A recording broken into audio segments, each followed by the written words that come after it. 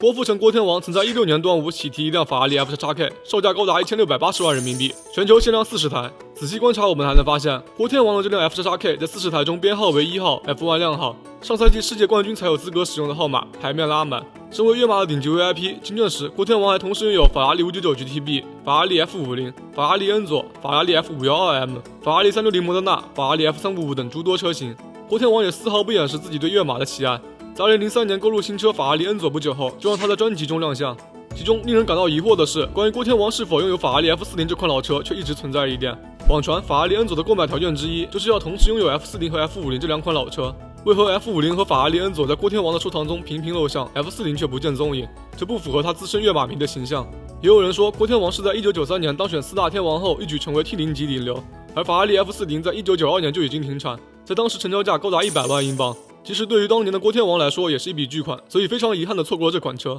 当然，本期视频不是深入挖掘郭天王到底有没有 F40， 让我们将目光更多的聚焦于 F40 这款经典老车上。提到法拉利超跑，可能许多人想到的还是拉法 F4K 这批年代较近的车。1987年发售的 F40 已经是时代的回忆，昔日的荣光也仿佛被厚重的尘埃所掩埋，但也总有人喜爱这样的老车。Top Gear 中的鼹鼠理查德·哈蒙德都曾坦言，在上世纪80年代，只有2辆车才能让他冲出自己的房间，疯狂骑着脚踏车成为追风少年，只为一睹他们的身姿，那就是法拉利 F40 和保时捷959。是怎样的两款车能让 Top Gear 都赞不绝口？法拉利的创始人恩佐·法拉利在他生命的暮年，又是怀着怎样的心情造出 F40 这一最速传说，成为法拉利的绝唱？时间来到上世纪的意大利，当时的意大利绝对是拥有最狂热赛车文化的国家，即使在最小的城市里，也有诸多汽车俱乐部，组织着各式各样的赛车活动。对汽车的喜爱也促使一批人用自己的名字创立了汽车品牌，像大家耳熟能详的玛莎拉蒂、兰博基尼、布加迪，当然还有法拉利。出生于平民家庭的恩佐·法拉利，在作为阿尔法罗密欧车队赛车手摸爬滚打20年后，才于1947年创立了自己的公司。这个时期的法拉利更像大家印象中的超跑小作坊，推崇意大利工匠的手工制造。每个购买法拉利的车主都可以根据自己的喜好确定车身细节，包括车色、内饰，还有特殊的外观装饰。这个时期的每辆法拉利都是独一无二的。此时的法拉利也成为最黑的那一匹跃马。随着法拉利车队在1961年和1964年的 F1 中以下克上传奇夺冠，法拉利的跃马声名远扬。当时的比利时国王利奥波德夫妇、伊朗国王、沙特阿拉伯皇储费萨尔都是法拉利的客户。上个世纪初，国际赛车运动协会曾规定，每个国家参赛车都有统一分配的颜色。德国赛车必须是白色，比利时为黄色，英国是绿色，意大利则是红色。意大利的赛车品牌阿尔法罗密欧、玛莎拉蒂、兰奇亚，包括来得较晚的法拉利，都采用了这种颜色。由于法拉利多次传奇性夺冠，让人印象深刻，意大利的赛道红也逐渐被人们和法拉利联系在了一起。1968年，因为赞助商压力，国际汽联取消了这一规定，但人们已经忘不了冲色的那一抹红色流星和黑色跃马。赛道红也这么作为传承，在法拉利后续旗舰车型中流传了下来，成为法拉利最经典的配色。不过在当时，意大利人更喜欢蓝色，还想和法国人 battle 下来着，最后没有成功，不然今天可能就是法拉利蓝了。但没风光多久，沉迷于赛车的恩佐·法拉利也差点把自己小作坊玩倒闭，仅凭他一人之力，实在是难以在经济上撑起公司的赛车活动。所以在1969年与菲亚特达成合作，出售公司50%的股份。菲亚特也将其麾下兰奇亚所有财产，包括汽车、零部件和赛车部门都给予法拉利，更是为法拉利开出了连续5年提供每年5000万里拉的无偿捐赠，总计高达2.5亿里拉。而恩佐·法拉利给菲亚特的条件就是，公司你拿去造作好了，只要不打扰我搞赛车。菲亚特则负责法拉利的民用车生产。这桩合作看似和睦，一个主内造民用车，一个主要玩赛车，但也为将来二者的理念不合埋下了祸根。至少在1969年，没有了金钱这个后顾之忧，法拉利开始发力了。在1975年到1983年这段时间，9年之间夺得了6个车队世界冠军，建立法拉利王朝。这是法拉利的黄金时代，也是 F1 赛车的黄金时代。在这个时期，空气动力学、材料科学技术呈指数型增长。在1983年 F1 上，使用碳纤维面板代替窝蜂状铝板制造赛车单体壳的法拉利 126CRB 赢下了2场风战赛的胜利，也为法拉利将这最先进车体材料应用在 F40 上埋下铺垫。但辉煌似乎总是伴随着落寞。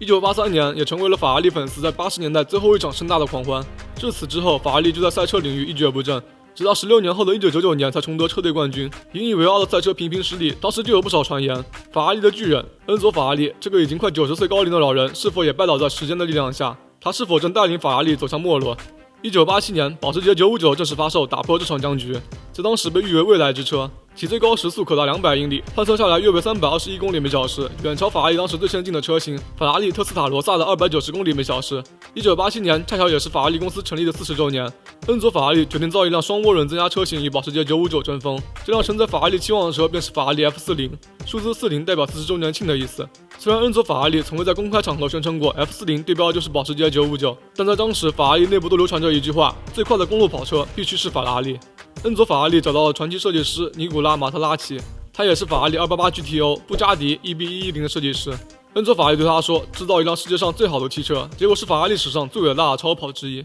宁古特马特拉齐临危受命，在短短13个月时间里，光速研究着 F40的底盘车身和动力系统，与1947年法拉利生产的第一辆车法拉利125类似。F40的底盘由大直径钢管制成，使用轻质复合结构来提高强度和完整性。车身设计则由宾尼法利纳在风洞中进行了测试，以确保其空气动力学性能。在法拉利最拿手的发动机方面，大量使用了镁材料，油底壳、气缸盖罩、进气气管和变速箱中罩均采用了这种材料，其成本是铝合金的5倍。在法拉利其后的量产汽车中，也再没有用料如此扎实了。与保时捷959带给人未来科技感的不同， F40设计之初就是将赛车带到公路之上，所以驾驶舒适度被排在了最后。在外壳上 ，F40是有史以来第一辆完全由碳纤维制造的公路车，在此之前，碳纤维只被用于 F1 赛车和航天上。为了减轻重量，车内所有的内饰、地毯、门把手、收音机、音响都被舍弃，只有一对盖着红布的运动座椅。在保时捷959上则早就用上了高档的空调电动座椅，甚至 F40 早期系列车型上没有电动车窗，只能靠车内简单的手动升降摇杆来控制车窗，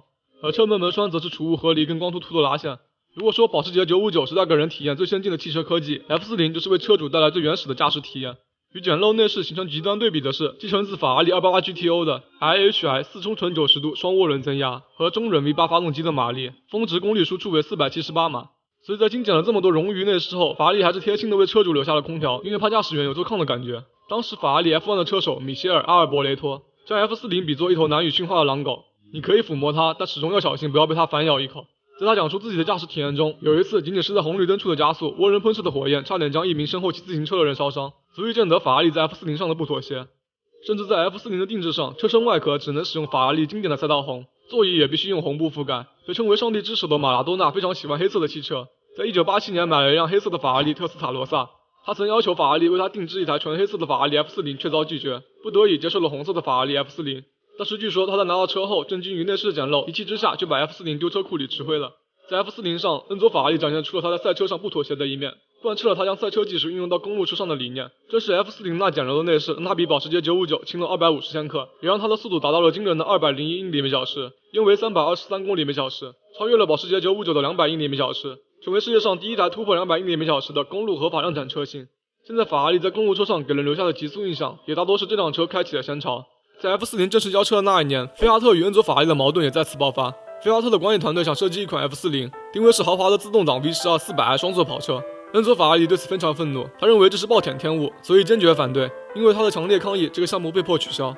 但在 F40 取得巨大成功的同时，法拉利348却惨遭滑铁卢。由于其底盘太脆弱，整体质量太差，为法拉利车主所诟病。而为了保持工厂的稳定运转，计划只生产400辆的 F40， 在最后1992年停产时，甚至已经追加生产到了1315辆。同时期的保时捷959也只生产了337辆，而这次恩佐法拉利也难以拒绝。1年后的1988年，恩佐法拉利逝世，法拉利 F40 这款将赛车技术运用到公路车的超跑，为他生命的旅程画下了一个完美的句号。而菲亚特在恩佐法拉利去世仅2天后，就宣布将获得恩佐法拉利所持有的40%股份，总持股达到90%，也意味着法拉利彻底被菲亚特所掌控。至此之后，法拉利将会更大的扩大产量，也不会再有手工生产的痕迹。法拉利彻底和过去的自己说了再见。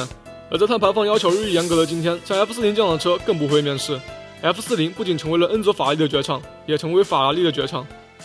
这里是3区兄弟，喜欢的可以点个关注。